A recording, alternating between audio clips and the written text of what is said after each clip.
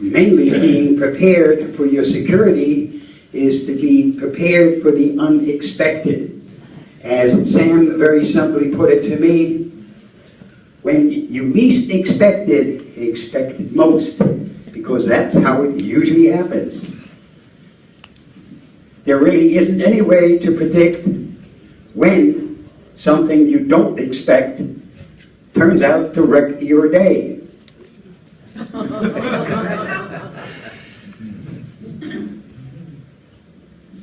Preparing for a disaster is something you have to do before it actually happens. It's too late once it's struck your system. If you get infected with a virus or your hard drive crashes and you didn't prepare for that disaster prior to it happening, you're SOL. A couple of ways to back up your information. I personally create a system restore point once per week automatically using the tools provided within Windows 8.1. It automatically creates an image backup for me every Sunday while I'm sound asleep. That way, if something happens during the week, an hour later I can restore my entire operating system. But if you don't do these things on a regular basis, then when that disaster happens, of course you lose all of your personal information. You can always restore your operating system and your programs, but your pictures will be gone, your emails will be gone, or your documents will have been lost, okay? So prepare before it happens. If you're not really interested in backing up your operating system and your programs, because those can always be reinstalled, but only want to back up your data, there are many online services that you can use to back up just your data. There are also quite a few paid-for products that you can use. Carbonite is only one of those. We should all realize there is no such thing anymore as privacy. There hasn't been since 2007. Every single day you're reminded of the fact everything you do on your computer is scrutinized by either your internet service provider or by NSA or one of the other government agencies. Privacy means you whisper in somebody's ear and hope that the hearing aid they wear is not bugged and goes directly to the NSA, okay? The second you go online, whatever you make available online is everybody else's business. Even if it's not picked up by a government agency, Google, for instance, something you erase, well, they have it in their history. And if you do a search on Google, I find many things that I posted have long since gone by the wayside, but they're still in their archives. Anything you post is public knowledge. So be careful and make sure that what you post is something you're willing to share with everyone. I guess if ex-Congressman Wiener would have realized that, he would have realized there's no such thing as private communication, especially not on social media. Little thing to point out, the difference between privacy and security. Window shades, they're excellent to protect your privacy because it prevents people from looking into your window.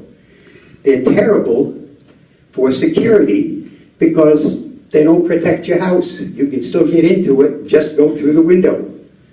On the other hand, if you have security bars on your windows, they are excellent to keep the crooks from getting into your house. They don't do a blessed thing to protect your privacy because people can still look into that window. Simple analogy, but that's how it works. There's also a difference between security and privacy on the internet. It's easy to protect your security. It's impossible to protect your privacy.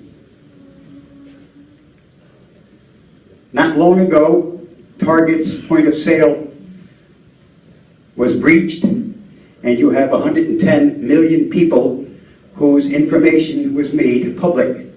Now, that doesn't mean that 110 million people wound up having all of their information utilized by somebody who has no business to it. What it does mean is that that information is now public knowledge. The good thing that came out of this is the president of Target did say that for the next year, anyone can simply apply to them and get free credit monitoring for a year through Experian. All you do is go to that website and you sign up and you get free credit monitoring for a year. Their hope, of course, is that at the end of the year, Experian will get some new customers. My advice is very simple. Take the free protection for the year, and you have up until April 3rd to still take advantage of it. And at the end of the year, start using what we are all entitled to, which is one free credit check every single year from each of the 3 major credit companies. And if you work it right, and not ask for all 3 in January, you can actually get a credit report once every 4 months, because they all give you the same information. It is very rare that one has one bit of information and the other one has something else. So if you credit one in January, one in May, and one in August, 3 times a year, you wind up with knowledge of, is your credit still okay, or is somebody messing around with it? And no, your wife or husband aren't part of what you can prevent. Mobile security. No, your smartphone is not some stupid little thing that you carry with you. It is a full-blown computer in a miniaturized form. And all the dangers that you have within your computer when you're online also exist on your smartphone. Many people now buy not a computer, but a tablet or a smartphone because they realize it can do just about the same thing as a computer. The crooks who write the malware also realize this, and there's been a 614% increase in the amount of malware written for those devices in the last year. iOS, it isn't any safer than an Android system, and it is just as easily compromised as anything else. Avast offers protection for the Android system. It doesn't yet offer anything for the iOS. The one thing that can help protect you when you're online is to use a virtual private network. It's called VPN. Actually, what it does is it encrypts all your data, and it has people think that you're one place when you're actually somewhere else. I currently, anything I do on my smartphone, also on my computer, since I'm at a hotel and accessing their Wi-Fi, they think I'm in Texas. I know that they think I'm in Texas because even Google says, hey, you're not in a place where you're normally used to using your computer. You need to sign in again, and you need to give us a couple of other pieces of information because we're not used to seeing you in Texas, okay? So VPN does work. The one that Avast offers is not free. The free versions that are available from other companies are not as good as and not as fast as a service that you pay for. Social engineering attacks usually fish for information, looking to steal what is needed in order to access your bank account. Facebook right now has a couple of good things going on. Our friend Bill Gates is making an offer. Click on the button, I'll send you $5,000. And all I need is just some information from you so I know I'm sending it to the right person. Of course, the information they ask for is just what they need to start stealing your identity. Many things that will want you to open up a video, and almost all of them are very explicit, Oh my God, you've got to see this. You don't want to miss this, okay? All those things. Anytime you see one of those key words, it means stay away from it. Just close it out and throw it away. Now, for those of you who think that these kind of contests and all those nice videos are really something that you want to take advantage of, I have a very special, limited, one-time offer. Send me an email. Make sure you give me all of your information, including your bank account, and I will let you know how you can get this beautiful bridge almost totally free. It needs a lot of repair. You got to be in for a big expense. No, I leave that to the city of New York. I just offer the bridge as is. Sometimes your breaches come from very unexpected places. My camera. Gee, I just took a picture. I want to share it with you. So I take out the smart card and I pass it on to you, and you think, oh, I'm getting the picture. I want to see this. In the meanwhile, that smart card is preloaded with an infection that I want to pass on to you. Okay? The second you install it, if you're not properly protected, you're now infected. So these things come from very unexpected places. Garage door openers have gotten smarter. They're now linking them together with your alarm. So when you open your garage door, you also deactivate the alarm. And if you're not so smart, you also have your GPS. And your GPS, many people, well, it's easy to push a button that says home. Well, it's also nice when the cook gets it. He pushes the button home and he knows you aren't there. I know where I can go ahead and do a little bit of thievery.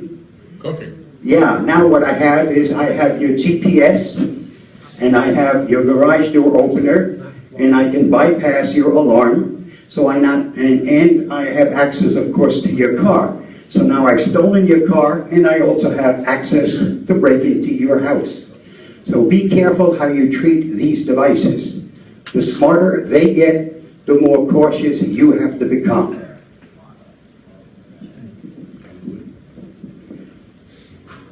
Let's go through what's covered today at this great conference. First thing you're going to get is a free lunch. There is no free lunch. If there isn't, I'm leaving now. I had an offer for breakfast. I plan to take somebody up on that. Under the user group tracks, because this is split into two tracks, one for users from computer clubs and one for business.